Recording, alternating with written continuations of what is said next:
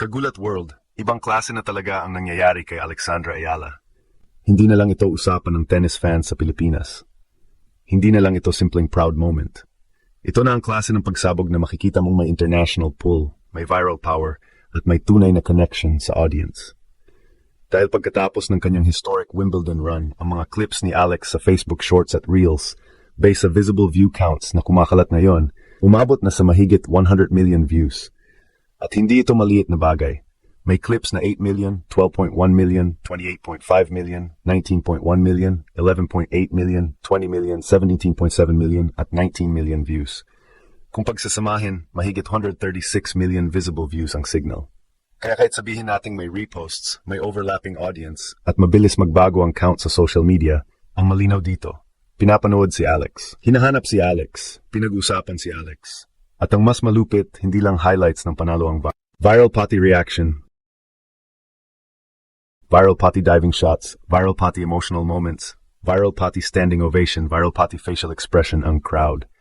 Ibig sabihin, hindi lang puntos ang binenta ni Alex sa mundo. Personality, puso, laban at storya.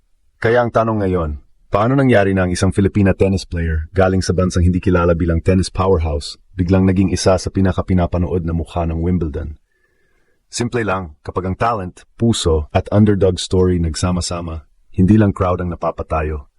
Buong mundo ang napapalingon. Dito natin makikita kung gaano kalaki ang tunay na epekto ng Wimbledon run ni Alex. Kasi sa tennis, may panalo, may talo, may ranking, may statistics. Pero may isang bagay na hindi kayang dayain, attention. Kapag ang tao hindi interesado, hindi siya manuod, hindi siya magre-replay, hindi siya mag-share, hindi siya mag-comment. Pero kay Alex, kabaliktaran ang nangyari. Bawat clip, bawat rally, bawat reaction, bawat moment, parang may sariling buhay sa social media. At ito ang pinaka-importanting proof. Hindi lang isang video ang pumutok. Maraming clips ang humatak. May clip na 28.5 million views. May 20 million. May 19.1 million. May 19 million. May 17.7 million. May 12.1 million. May 11.8 million. May 8 million. Sa isang screenshot pa lang, mahigit 100 million na ang pinagsamang visible views. Kaya hindi na ito simpleng viral post. Ito ay pattern. Ito ay signal. Ito ay proof na ang pangalan ni Alex ay may hatak na lampas sa normal tennis coverage. At kung titingnan natin kung bakit, napakalinaw. Unang-una, may history. Tinalo niya si Iga Swiatek, defending Wimbledon champion, sa isang resultang hindi basta-basta. Hindi ito ordinary upset. Ito yung klase ng panalo na nagbubukas ng mata ng international media. Isang Filipina, seeded pero underdog pa rin sa mata ng marami, pumasok sa big stage at hindi natakot sa pangalan sa kabilang side ng net. Pangalawa, may emotion. Hindi robotic si Alex. Kapag nanalo, ramdam mo. Kapag lumalaban, ramdam mo. Kapag nadada pa, bumabangon. Kapag na-pressure, hindi nawawala ang tapang. Kaya kahit sa mga clips na hindi perfect ang punto, pinapanood pa rin siya ng tao dahil may drama, may puso, may human story. Hindi siya player na puro stats lang. May dating siya sa camera. May connection siya sa crowd. Pangatlo, may global underdog appeal. Ang Pilipinas hindi kilala bilang tennis superpower. Kaya kapag may Filipina na biglang lumalaban sa Wimbledon, biglang tumatalo ng champion, biglang binibigyan ng standing ovation, at biglang tinatawag ng international media na fan favorite at massive star, natural na hatak ito ng emosyon. Para sa mga Pinoy, pride ito. Para sa international fans, fresh story ito. Para sa tennis world, bagong mukha ito na may kakaibang energy. At dito pumapasok ang pinakamalaking punto. Kahit hindi pa Grand Slam champion si Alex, ang reception sa kanya ay parang superstar na. Hindi pa siya nasa final, pero ang crowd reaction malakas. Hindi pa siya may trophy sa Wimbledon, pero ang social media numbers pang global name na. Hindi pa siya matagal sa top level, pero may audience na siyang sumusunod, nag-aabang at nagre-react sa bawat galaw. Kaya kung may magsasabi na hype lang ito, mali. Dahil ang hype, madaling mawala kapag walang laman. Pero kay Alex, may laman, may panalo laban sa elite, may historic run, may tactical growth, may puso sa court, at may star quality na hindi tinuturo. Nakikita lang yan kapag nasa malaking stage ka na.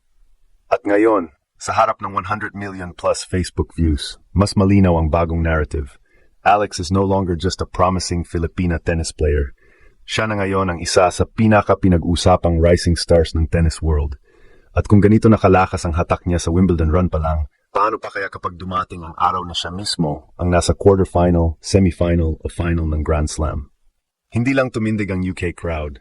Hindi lang napabilib ang tennis media. Sa numbers pa lang, kitang-kita na, buong mundo, nanood. At dito mas lalong lumalakas ang kuwento.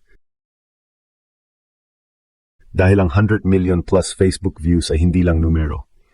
Ito ay patunay ng isang bagay na matagal nang hinahanap ng tennis world. Bagong mukha, bagong energy, bagong storya. Sa panahon ngayon, hindi sapat na magaling ka lang. Kailangan may hatak ka. Kailangan may dahilan ng tao para huminto habang nag-scroll. Kailangan may moment ka na kahit hindi tennis fan, mapapatingin at mapapatanong, sino itong batang ito? Yan ang nangyari kay Alexandra Ayala. Kasi isipin ninyo ang Wimbledon ay punong-puno ng malalaking pangalan. Andiyan ang champions, legends, top seeds, former finalists at mga established stars. Pero biglang pumasok si Alex sa conversation hindi dahil sa ingay lang ng Pilipinas, kundi dahil sa mismong laman ng laro niya.